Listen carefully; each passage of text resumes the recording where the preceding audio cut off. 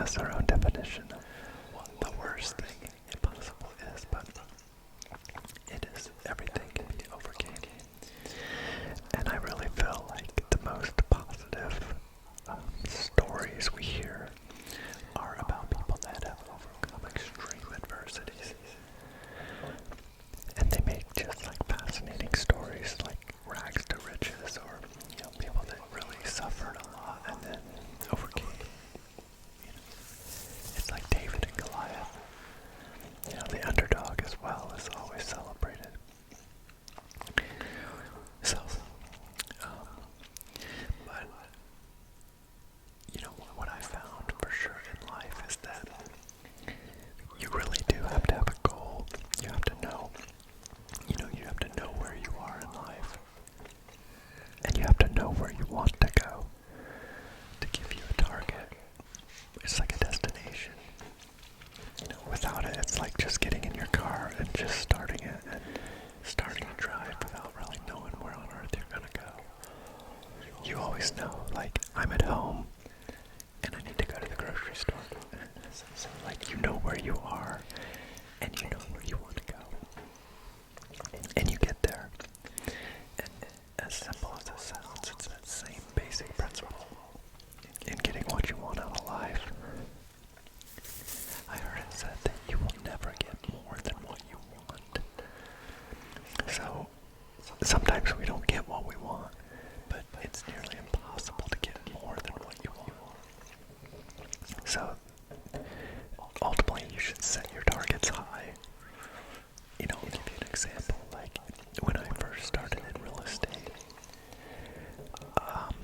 for your first year, you're in competition with every other new agent, and they have an award for the new agents, whoever sells the most. And so when I started in real estate, I wanted to do good, but I knew the average real estate agent only sold 8 homes per year. And I wanted to do better than that, but I didn't really know what was truly possible. So I set my goal that I wanted to be the #1 agent, the #1 new agent, which was an open-ended goal. In order to win that, I would have to beat the next closest person.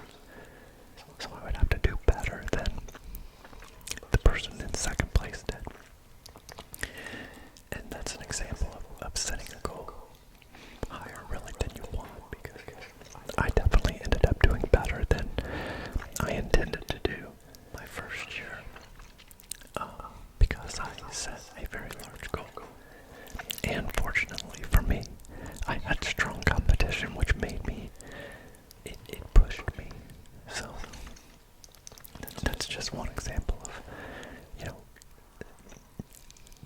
never getting more than what you want.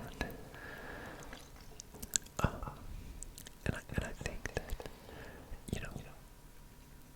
it takes hard work. I think a lot of people are frustrated in life because things are so hard, and they find things to blame for that, rather than just accepting that life is just really, really hard.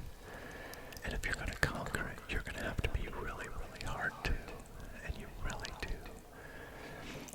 have to work so hard. I mean, assuming that you're starting from a very low point, I definitely was. I was very poor as a kid.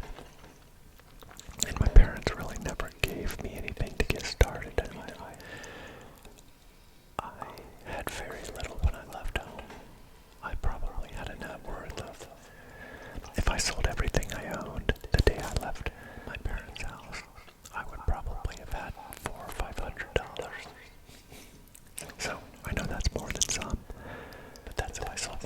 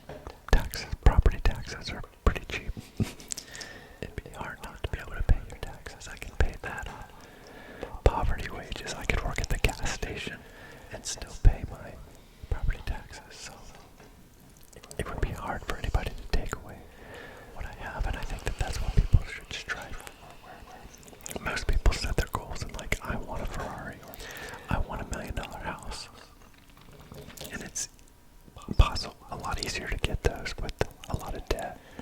But with a lot of debt comes a lot of pressure. And I never wanted that.